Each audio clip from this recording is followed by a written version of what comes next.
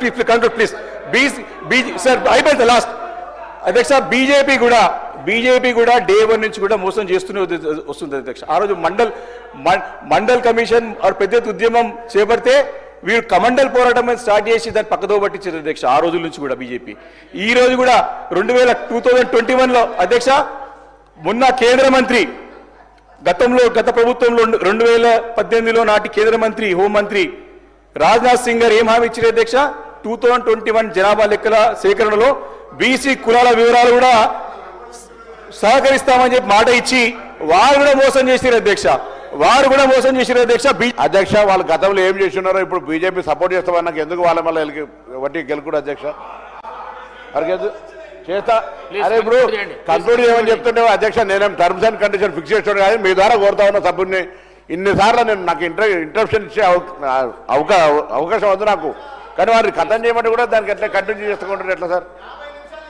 Last అధ్యక్ష గతంలో అశాస్త్రీయ పద్ధతిలో కూడా ఈడబ్ల్యూఎస్ రిజర్వేషన్ తీసుకొచ్చి చట్టం చేసి రాష్ట్రాల మెడల మీద కత్తి పెట్టి ఇంప్లిమెంట్ చేయించింది అధ్యక్ష ఇదే బీజేపీ ప్రభుత్వం.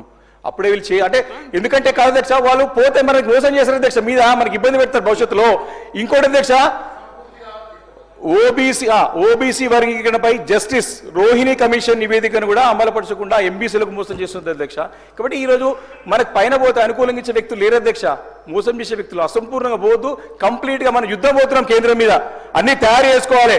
అందరి తయారు చేసి బాంబులు గన్లు అన్ని ఎడి చేసుకొని బాడీ బిల్డింగ్ చేస్తారు, బాడీ బిల్డింగ్ చేయాలి, ఎక్సర్సైజ్ చేయాలి, అందరూ కలిసి కట్టి పోతేనే మనం కేంద్రం ఫైట్ చేయొచ్చు అధ్యక్ష. అధ్యక్ష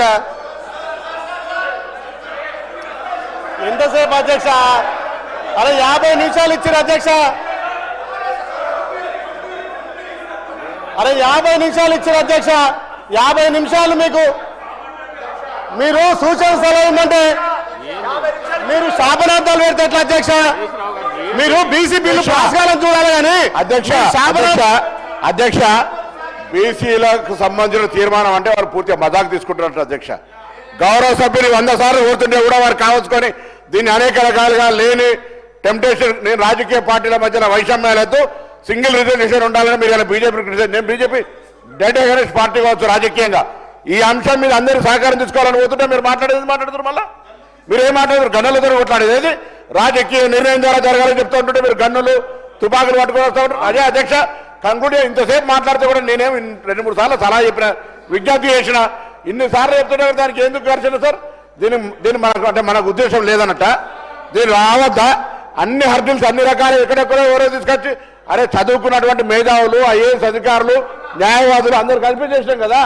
ఏం కంక్లూజన్ సార్? దయచేసి చాలు సార్, మస్తు మాట్లాడారు, చాలా చెప్పిండు, పొద్దున మద్దతు ఇచ్చారు పార్టీ, మీరు గౌరవ సభ్యులకు ఇచ్చారు, సరిపోదు. కంక్లూడ్ ఎంతసేపు సార్? కంక్లూడ్ అంటే పొద్దున లేస్తే రాజకీయ వైషమ్యాలను పుట్టించే ఒక ఏకగ్రీవంగా ఉండాలి, ఒక గొంతు ఉండాలంటుంటే దానికి వల్ల వైషమ్యాలు సృష్టించే విధంగా ఎందుకు సార్? దీని ఎంత సిన్సియారిటీ ఏమన్నా సార్? వారు ఒక బలహీన వర్గాల గురించి పాజిటివ్గా మాట్లాడతారు అనుకుంటే